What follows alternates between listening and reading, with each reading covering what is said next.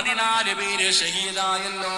113 സ്വഹാബത്ത് ബദറിന്റെ രണാങ്കണത്തിൽ പോയല്ലോ. അവരെ കുറിച്ചൊന്ന് പഠിക്കണേ എന്റെ പ്രിയപ്പെട്ട ചെറുപ്പക്കാരാ. ചരിത്രം വായിച്ചു നോക്കടാ. ഇൻസ്റ്റാഗ്രാമിലും ഫേസ്ബുക്കിലും ഇരുന്ന് സമയം കളയുമ്പോ മൗലീദിന്റെ മുൻഗാമികളുടെ ചരിത്രമെടുത്ത് വായിച്ചു നോക്ക്. 17-ാം രാവാണല്ലോ. 113 സ്വഹാബത്തിന്റെ ചരിത്രം അറിയുമല്ലോ. ബദറിന്റെ രണാങ്കണത്തിൽ ഷഹീദായ 14 ശുഹദാക്കളുണ്ടല്ലോ. അവരെ കുറിച്ചൊന്ന് പഠിച്ചു നോക്കുമോനെ. അവരാടാ ചെറുപ്പക്കാര്. 20 വയസ്സിന്റെ താഴെ പ്രായമുള്ള 20 വയസ്സിന്റെ താഴെ പ്രായമുള്ള എത്ര സ്വഹാബികളാണ് ബദറിൽ പങ്കെടുത്തതെന്നറിയോ? എന്റെ പ്രിയപ്പെട്ടവരെ വായിച്ചു നോക്കണം ചെറുപ്പക്കാരാ. ബദർ ദിനം നമ്മളിലേക്ക് കടന്നു വരുമ്പോ ആ ബദരീങ്ങൾ 14 പേര് ഷഹീദായല്ലോ. 113 സ്വഹാബത്ത് ബദറിന്റെ രണാങ്കണത്തിൽ പോയല്ലോ. അവരെ കുറിച്ചൊന്ന് പഠിക്കണേ. 20 വയസ്സിന്റെ താഴെ പ്രായമുള്ള യുവത്വത്തിന്റെ നടുവിലൂടെ നടന്നുപോയ എത്ര ചെറുപ്പക്കാരാണ് പടച്ചവനെ ബദറിൽ പങ്കെടുത്തതെന്നറിയുമോ? സ്വഹാബത്തിന്റെ ചരിത്രം അറിയാ. എത്രയോ സ്വഹാബത്ത്. എന്റെ പ്രിയപ്പെട്ട സഹോദരങ്ങളെ, നിങ്ങൾ ചരിത്രമെടുത്ത് വായിച്ചു നോക്ക്. അതാ മഹാനായ Talhath bin Ubaidullah, Zubair bin Awwam, Saad bin Abi Waqqas റളിയല്ലാഹു തആല അൻഹു, സഈദ് ബിൻ സുബൈർ റളിയല്ലാഹു തആല അൻഹു, ഇതെല്ലാം 20 വയസ്സിന്റെ താഴെ പ്രായമുള്ള ചെറുപ്പക്കാരായിരുന്നു. ഇന്നത്തെ ചെറുപ്പക്കാര് കളിയും തമാശയും കള്ളും പെണ്ണും വ്യഭിചാരവും ചൂതാട്ടവുമായി നടക്കുമ്പോ, എളുപ്പത്തിൽ പണമുണ്ടാക്കാൻ നടക്കുമ്പോ, എന്റെ പ്രിയപ്പെട്ട ചെറുപ്പക്കാരാ, മഹാനായ സഅദ് ബിൻ അബീ വഖാസ് റളിയല്ലാഹു തആല അൻഹു പറയുകയാ, സഅദ് ബിൻ അബീ വഖാസ് എന്ന് പറയുന്ന സ്വഹാബി പറയുകയാ, ബദറിന്റെ രണാങ്കണത്തിലൂടെ തന്റെ സഹോദരൻ ഇങ്ങനെ നടന്നു പോവുകയാണ്. ബദറിന്റെ രണാങ്കണത്തിലൂടെ തന്റെ പ്രിയപ്പെട്ട സഹോദരൻ ഇങ്ങനെ ഒളിച്ചും പാത്തും നടന്നു പോവുകയാ. ഉമൈർ ബിൻ അബീ വഖാസ് റളിയല്ലാഹു തആല അൻഹു ഒളിച്ചും പാത്തും നടന്നു പോവുകയാണ്. യാ അഖീ, എന്റെ പൊന്നനിയാ, എന്തിനാടാ ഒളിച്ചു നടന്നു പോകുന്നത്? എന്തിനാണ് ബദറിന്റെ രണാങ്കണത്തിലൂടെ നീ ഒളിച്ചു നടന്നു പോകുന്നത്? ജ്യേഷ്ഠനോട് അനുജം പറയുന്നു, ഇക്കാ, അല്ലാഹുവിന്റെ റസൂല് കാണാതെ നടന്നു പോവുകയാണ്. നബിതങ്ങള് കാണാതിരിക്കാനാണ്, അല്ലാഹുവിന്റെ പ്രവാചകനെ കാണാതിരിക്കാനാണ് ഞാൻ ഒളിച്ചും പാത്തും നടക്കുന്നത്. എന്റെ നബിതങ്ങള് കണ്ടാലെന്ത്? അവിടെന്ന് ഉമൈർ പറയുകയാ, എനിക്ക് പ്രായം കുറവാണ്, 16 വയസ്സേ ഉള്ളൂ, 16 വയസ്സേ ഉള്ളൂ. അല്ലാഹുവിന്റെ പ്രവാചകന് ബദറിന്റെ രണാങ്കണത്തിൽ പോകാൻ എന്നെ സമ്മതിക്കൂല. ഞാൻ കുട്ടിയാണെന്ന് പറഞ്ഞിട്ട്, ഞാൻ പ്രായം കുറഞ്ഞ ആളാണെന്ന് പറഞ്ഞിട്ട് അല്ലാഹുവിന്റെ റസൂൽ എന്നെ വീട്ടിൽ പറഞ്ഞു വിടും. അതുകൊണ്ട് നബിതങ്ങള് കാണാതിരിക്കാനാണ് ഞാൻ ഒളിച്ചും പാത്തും നടന്നു പോകുന്നത്. അല്ലാഹുവേ, സഅദ് ബിൻ അബീ വഖാസ് റളിയല്ലാഹു തആല അൻഹു പറയുകയാണ്, അവസാനം അല്ലാഹുവിന്റെ പ്രവാചകൻ കാണുകയാണ്. നബിതങ്ങൾ അവിടെന്ന് കണ്ടപ്പോ അവിടെന്ന് പറയുകയാ, ഉമൈർ ബിൻ അബീ വഖാസ്, വീട്ടിലേക്ക് പോ, നീ ബദറിൽ വരണ്ട, നീ ബദറിന്റെ രണാങ്കണത്തിൽ വരണ്ട, നീ കുട്ടിയാണ്, നീ കുട്ടിയാണ് എന്ന് പറഞ്ഞിട്ട് അല്ലാഹുവിന്റെ റസൂലും മടക്കി വിടുമ്പോ ഉമൈർ ബിൻ അബീ വഖാസ് നബിതങ്ങളുടെ കൈപിടിച്ച് കരയുകയാ. അല്ലാഹുവിന്റെ റസൂലിനോട് കൈപിടിച്ചുകൊണ്ട് പറയുകയാണ്, അവിടെ നിന്ന് പറയുകയാ, ലഅല്ലല്ലാഹു അയ്യർസുകൽ ഷഹാദ,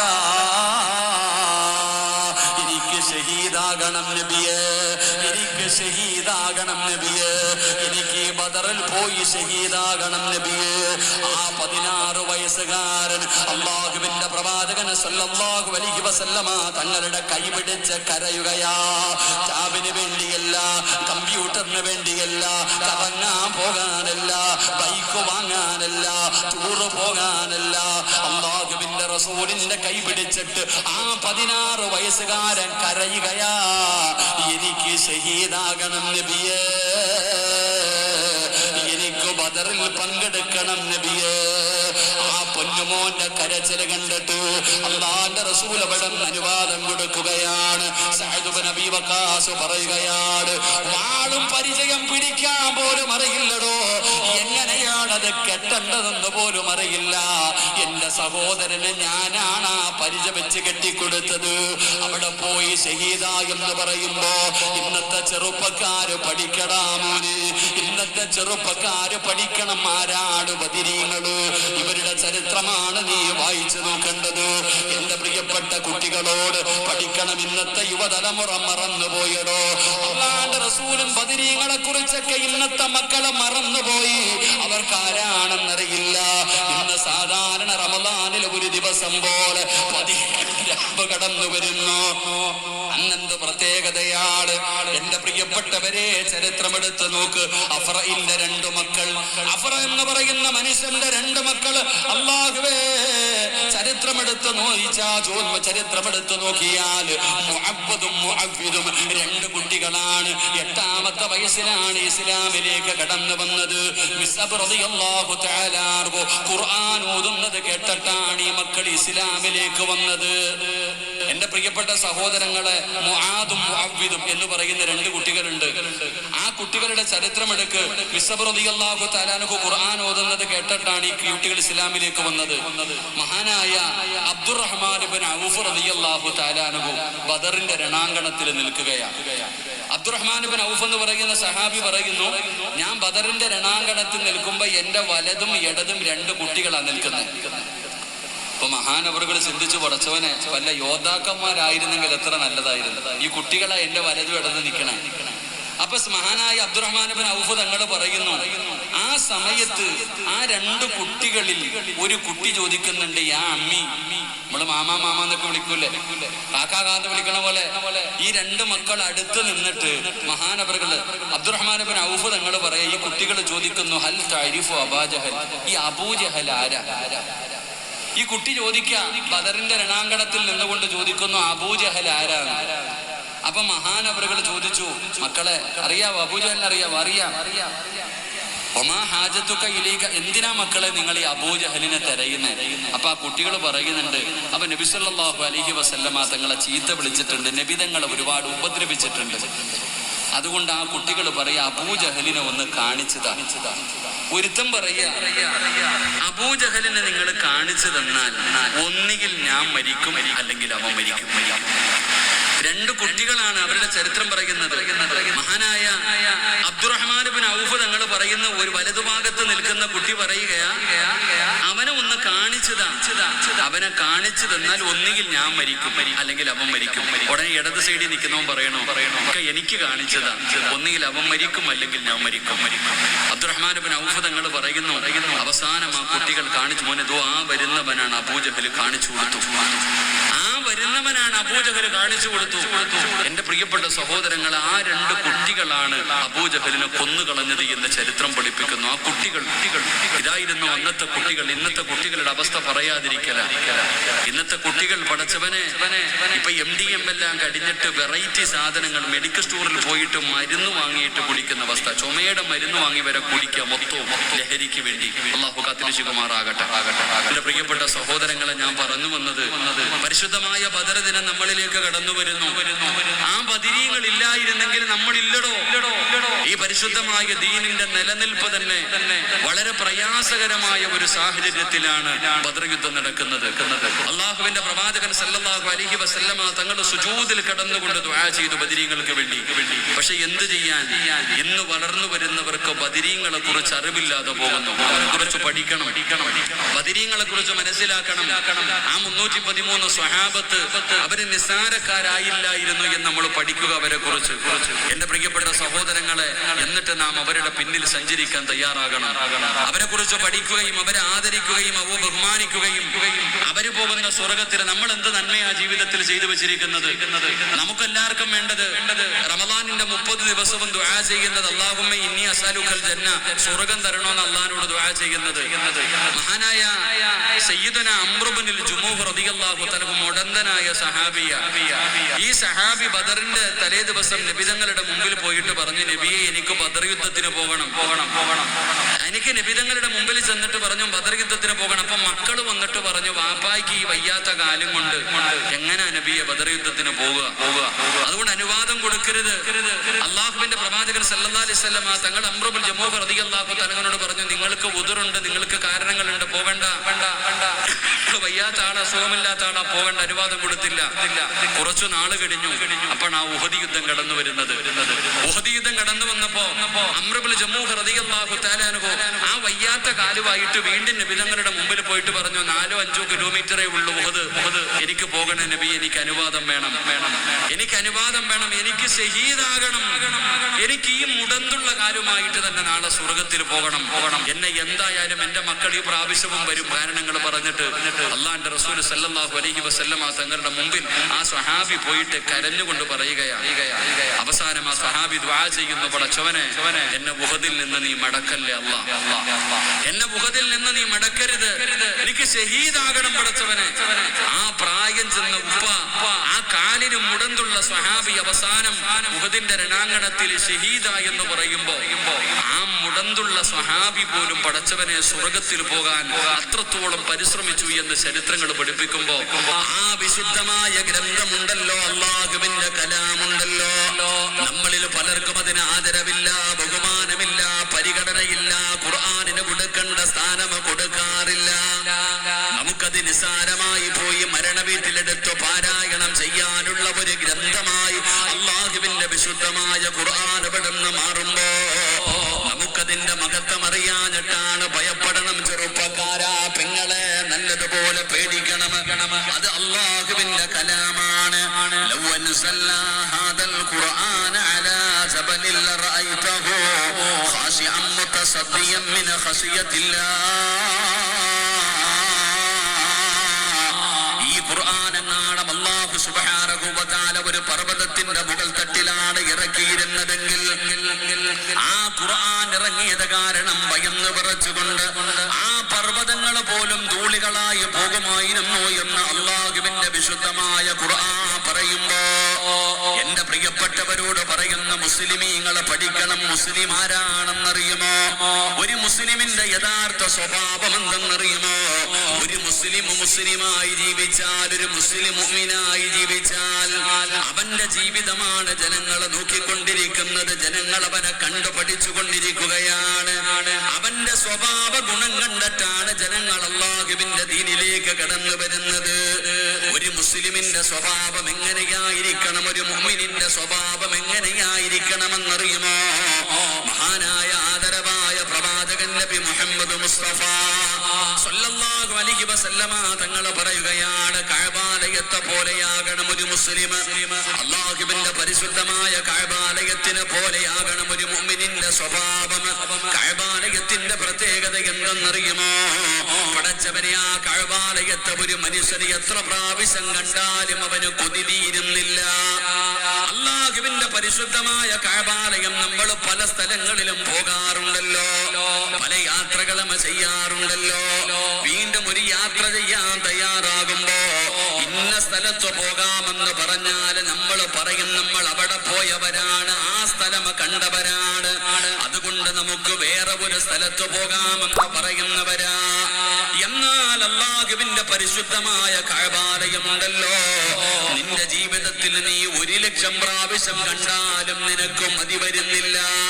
അവിടെ പോകാൻ ആഗ്രഹമില്ല എന്ന് പറയുന്നില്ല. ഞാൻ കണ്ട സ്ഥലമാണ്, അതുകൊണ്ട് വേറെ എവിടെങ്കിലും പോകാമെന്ന് നമ്മൾ പറയുന്നില്ല. ആ കഅബാലയം കാണാൻ വല്ലാത്ത ആഗ്രഹമാണ്. ആ കഅബാലയത്തിനോട് വല്ലാത്ത സ്നേഹമാണ്. ആ കഅബാലയത്തിലൊന്ന് തൊടാൻ, ആ കഅബയുടെ കില്ലയൊന്ന് പിടിക്കാനൊന്ന് ചുംബിക്കാൻ, പടച്ചവനെ ആ കഅബാലയത്തിന്റെ മുറ്റത്ത് പോയൊന്ന് നിസ്കരിക്കാൻ നമുക്ക് വല്ലാത്ത കൊതിയാണ്, നമുക്ക് വല്ലാത്ത ആഗ്രഹമാണ്. എത്ര കണ്ടാലും മതി വരുന്നില്ലടോ. അവസാനം ആ കഅബാലയത്തിന്റെ മുറ്റത്ത് നിന്ന് സലാം പറഞ്ഞ് വിടവാങ്ങൽ തവാഫ് കഴിഞ്ഞ് അവസാനം അല്ലാഹുവിന്റെ കഅബാലയത്തിന്റെ നേരെ നിന്നിട്ട് അസ്സലാമു അലൈക യാ കഅബത്തുല്ലാഹ്, ആ കഅബയോട് സലാം പറയുമ്പോ ഏതൊരു മനുഷ്യന്റെയും കണ്ണു നിറയുകയാണ്. അവൻ അവസാനം പിരിയുമ്പോഴും പറയുന്നത്, പടച്ചവന് എനിക്കിനിയും വരാനും ഇനിയും കാണാനും എനിക്ക് ഭാഗ്യം തരണേ എന്ന് നിറകണ്ണുകളോടെ പൊട്ടിക്കരഞ്ഞു ദുആ ചെയ്ത് പിരിയുമ്പോ ഇത് കഅബാലയത്തിന്റെ പ്രത്യേകതയാണ്. ഇതുപോലെയാണ് നബി തങ്ങളുടെ സ്വഭാവം. അല്ലാഹുവിന്റെ പ്രവാചകനെ കണ്ട ഒരാള്, നബി തങ്ങളോട് സംസാരിച്ച ഒരാള്, നബി തങ്ങളുടെ കൂടെ ഇരുന്ന ഒരാള്, പടച്ചവനെ അവർക്കൊരിക്കലും മതിയാകുന്നില്ല. നബി തങ്ങളെ എത്ര കണ്ടാലും മതി വരില്ല. നബി തങ്ങളുടെ സംസാരം എത്ര കേട്ടാലും മടുപ്പ് വരില്ല. നബി തങ്ങളുടെ കൂടെ എത്ര നേരം ഇരുന്നാലും പിന്നെയും പിന്നെയും ഇരിക്കാൻ കൊതിക്കുകയാണ്. പടച്ചവനെ അത് നബി തങ്ങളുടെ ഒരു പ്രത്യേകതയാണ്. ഇതാണ് ഒരു മുഅ്മിനിന്റെ സ്വഭാവം. ഇങ്ങനെ ആയിരിക്കും ഒരു മുഅ്മിന്. അവനെ കാണാൻ ജനങ്ങൾ കൊതിക്കുകയാണ്, അവനോട് സംസാരിക്കാൻ കൊതിക്കുകയാണ്, അവന്റെ കൂടെ സമയം ചെലവഴിക്കാൻ ആഗ്രഹിക്കുകയാണ്. ഇതുപോലെ ജനങ്ങൾ ആഗ്രഹിക്കണമെങ്കിൽ നമ്മൾ അല്ലാഹുവിന്റെ പരിശുദ്ധമായ ഖുർആൻ അനുസരിച്ച് ജീവിക്കണമടോ. ഒരു മുസ്ലിമിന്റെ ജീവിതം അതാണ്. എന്തിനാ വഅദ് പറയുന്നത്? എന്തിനാ ജനങ്ങളെ ഉപദേശിക്കുന്നത്? ഒരു മുസ്ലിമിന്റെ ജീവിതം കണ്ടിട്ട് വേണം ഇസ്ലാമിലേക്ക് ജനങ്ങൾ കടന്നു വരാൻ. അതായിരുന്നു ഒരു യഥാർത്ഥ മുസ്ലിമിന്റെ ജീവിതം. അങ്ങനെയാ എന്റെ പ്രിയപ്പെട്ടവര്. മഹാനായ സയ്യിദുനാ അബൂ ഹുറൈറ റളിയല്ലാഹു തആല അൻഹു, അബൂ ഹുറൈറ റളിയല്ലാഹു തആല അൻഹു നിവേദനം ചെയ്യുന്ന ഹദീസ്, എന്റെ പ്രിയപ്പെട്ടവരെ, അതാ പടച്ചവനെ യമനിലെ രാജാവാണ് സുമാമ. ഇസ്ലാമിനോട് വല്ലാത്ത വെറുപ്പാണ്, ഇസ്ലാമിനോട് വല്ലാത്ത ശത്രുതയാണ് സുമാമയ്ക്ക്. അല്ലാഹുവിന്റെ പ്രവാചകനെ വല്ലാത്ത വെറുപ്പാണ്. നബി തങ്ങളെ കൊല്ലാൻ ഒരുപാട് പ്രാവശ്യം പരിശ്രമിച്ച മനുഷ്യനാണ് സുമാമ. നബി തങ്ങളെ ഒരുപാട് പ്രാവശ്യം കൊല്ലാൻ നോക്കി. അല്ലാഹു സുബ്ഹാനഹു വ തആല അല്ലാഹുവിന്റെ പ്രവാചകനെ രക്ഷപ്പെടുത്തുകയാണ്. നബി തങ്ങളെ കൊല്ലാൻ പറ്റാത്തത് കാരണം സുമാമയ്ക്ക് ഒരുപാട് മുസ്ലിമീങ്ങളെ കൊന്നുകളഞ്ഞടോ. ഒരുപാട് മുസ്ലിമീങ്ങളെ സുമാമ അവിടെ നിന്ന് കൊന്നുകളയുകയാ. ഒരുപാട് മുസ്ലിമീങ്ങളെ സുമാമ അവിടെ നിന്ന് കൊന്നുകളഞ്ഞു. വല്ലാത്ത ഉപദ്രവമായിരുന്നു. അവസാനം അല്ലാഹുവിന്റെ പ്രവാചകന് സ്വല്ലല്ലാഹു അലൈഹി വസല്ലമ തങ്ങൾ അവിടെ നിന്ന് പറഞ്ഞു, സ്വഹാബാ, സുമാമയെ ആരുടെ കയ്യിൽ കിട്ടിയാലും കൊന്നുകളയണേ സഹാബാ. നബി തങ്ങൾ കൊല്ലാൻ പറഞ്ഞ സ്വഹാബ മനുഷ്യനാണ്. അത്രത്തോളം അവൻ മുസ്ലിമീങ്ങളെ ഉപദ്രവിച്ചവനാണ്. ആ സുമാമ എവിടെ വെച്ച് കിട്ടിയാലും കൊല്ലാൻ അല്ലാഹുവിന്റെ റസൂൽ ഓർഡർ ഇട്ടിരിക്കുകയാണ്. സ്വഹാബത്തവനെ തിരഞ്ഞു നടക്കുകയാ. അങ്ങനെ ഇരിക്കുമ്പോഴാണ് പടച്ചവനെ ഒരു ദിവസം അതാ ഒരു മനുഷ്യനെ കിട്ടുകയാണ്. പാതിരാത്രി ഒരു മനുഷ്യനെ കാണുകയാണ്. അവന്റെ സംസാരവും അവന്റെ പ്രവർത്തനങ്ങൾ മുഴുവനും സംശയിക്കുന്ന രീതിയിലാണ് അവന്റെ പ്രവർത്തനങ്ങൾ നടന്നത്. അതുകൊണ്ട് സ്വഹാബത്തിന് സംശയമായി, ഇവൻ ഇസ്ലാമിന്റെ ശത്രുവാണോ അതോ ഇസ്ലാമിന്റെ അനുകൂലിയാണോ? പടച്ചവനെ അവർക്ക് മനസ്സിലാകുന്നില്ല. അതുകൊണ്ട് ആ മനുഷ്യനെ പിടിച്ചുകൊണ്ട് വന്ന് മസ്ജിദ് നബവിയിൽ കെട്ടിയിടുകയാ. മസ്ജിദ് നബവിയിൽ കൊണ്ടുവന്ന് കെട്ടിയിടുകയാണ്.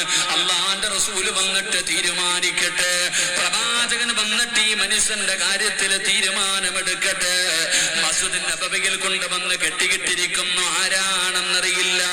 അങ്ങനെ ഇരിക്കുമ്പോഴാണ് അല്ലാഹുവിന്റെ പ്രവാചകൻ സ്വല്ലല്ലാഹു അലൈഹി വസല്ലമ നബി തങ്ങൾ പള്ളിയിലേക്ക് കടന്നു വരുന്നത്. അപ്പോഴാണ് തൂണിൽ കെട്ടിയിട്ടിരിക്കുന്ന ഒരു മനുഷ്യനെ കാണുന്നത്. അല്ലാഹുവിന്റെ പ്രവാചകൻ സ്വല്ലല്ലാഹു അലൈഹി വസല്ലമ തങ്ങളോട് സ്വഹാബത്ത് പറഞ്ഞു, നബിയേ, യാ റസൂലല്ലാഹ്, സംശയകരമായ അവസ്ഥയിൽ കിട്ടിയ ഒരു മനുഷ്യനെ കൊണ്ടുവന്ന് കെട്ടിയിട്ടിട്ടുണ്ട് നബിയെ. നബി തങ്ങൾ വന്നിട്ട് തീരുമാനമെടുക്കാം. അല്ലാഹുവിന്റെ പ്രവാചകൻ ആ മനുഷ്യനെ നോക്കുകയാണ്. ആ തൂണിൽ കെട്ടിയിട്ടിരിക്കുന്ന മനുഷ്യനെ അല്ലാഹുവിന്റെ റസൂൽ അവിടെ നിന്ന് നോക്കുകയാ. എന്നിട്ട് നബി തങ്ങൾ ചോദിക്കുന്ന, സ്വഹാബാ, ആ കിടക്കുന്നത് ആരാണെന്നറിയുമോ സ്വഹാബാ?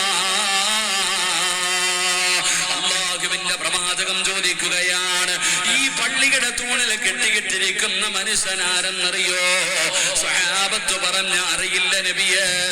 അള്ളാന്റെ റസൂല് പറഞ്ഞു അത് സുമാമയാണ്. സ്വഹാബ എവിടെ വെച്ച് കണ്ടാലും കൊന്നുകളയാറ് അല്ലാഹുവിന്റെ പ്രവാചകന് സല്ലല്ലാഹു അലൈഹി വസല്ലമ തങ്ങളെ പറഞ്ഞ ഒരുപാട് മുസ്ലിമീങ്ങളെ കൊന്നുകളഞ്ഞ അല്ലാഹുവിന്റെ പ്രവാചകനെ കൊല്ലാൻ തയ്യാറായ ആ മനുഷ്യനെയാണ് പള്ളിയുടെ തൂണിലെവിടെന്ന് കെട്ടിക്കിട്ടിരിക്കുന്നത്.